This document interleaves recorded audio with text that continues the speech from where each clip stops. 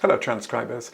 Today's transcription exercise will give you some practice in coping with mispronunciations, which are a commonly encountered issue for transcribers, especially when transcribing somebody whose native language is something other than English.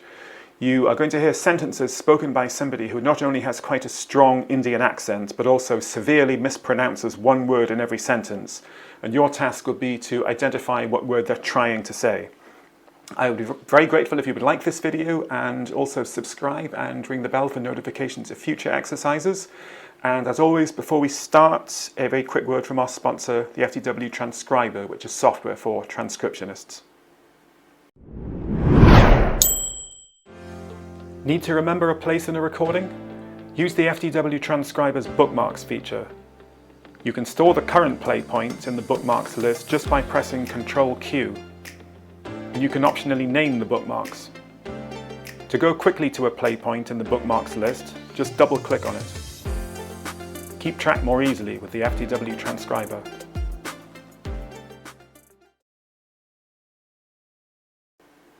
Okay, let's begin our exercise.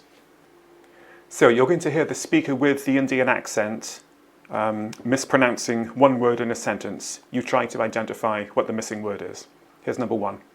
After hours of hiking, overwhelming fatigue weighed heavily on his body.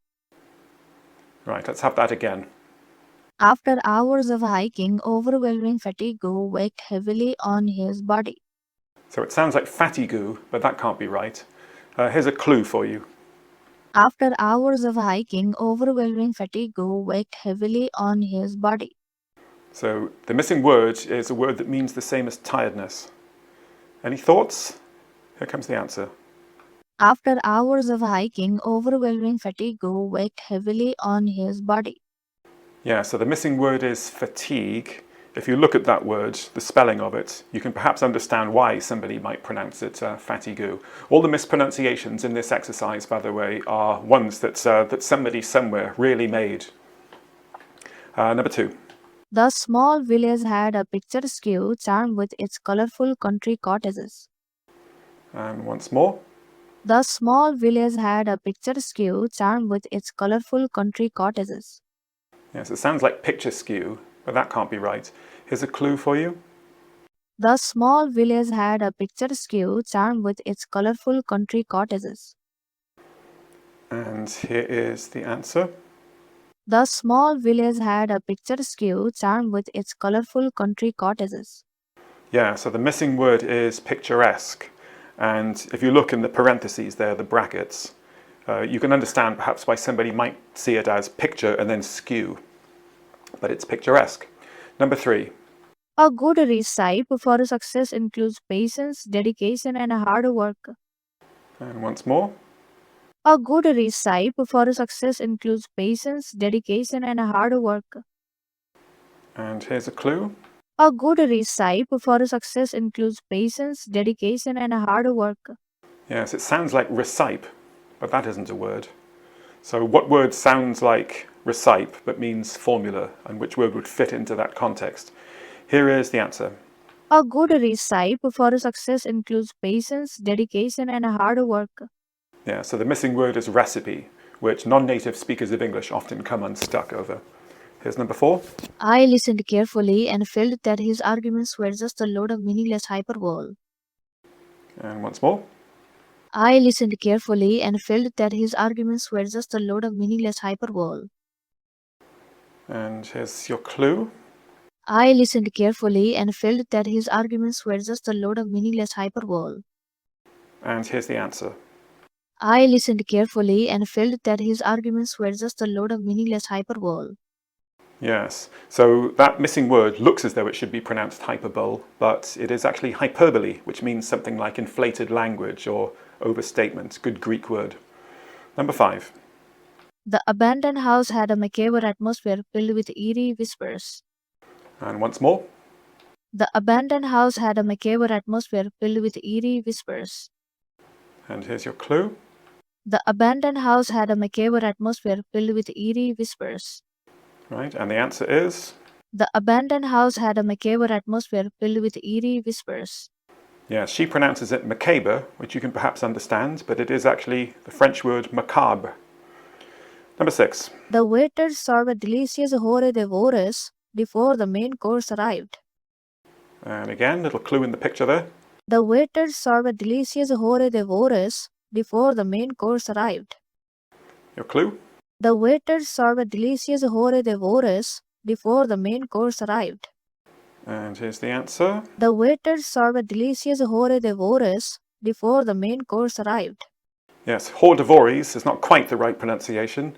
The correct pronunciation is hors d'oeuvre. Number 7.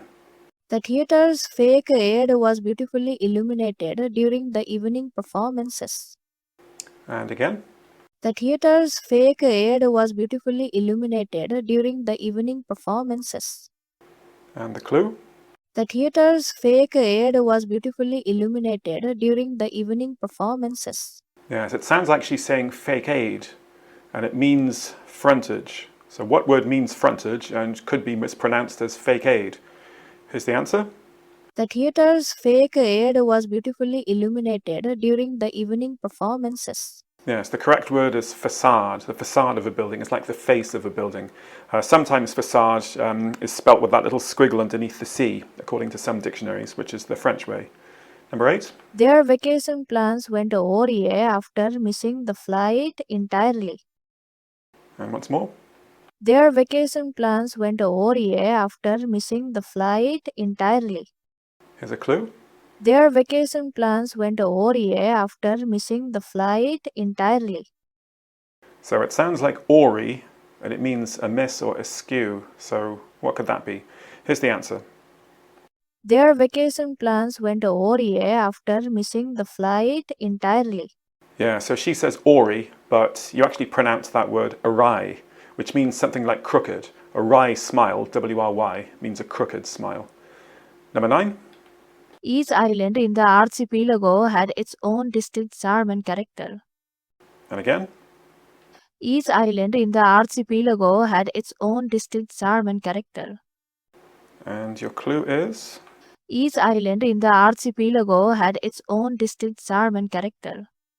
So she pronounces it archipelago. What is it more likely to be? Each island in the archipelago had its own distinct charm and character. Archipelago, meaning a group of islands, another Greek word. Number 10.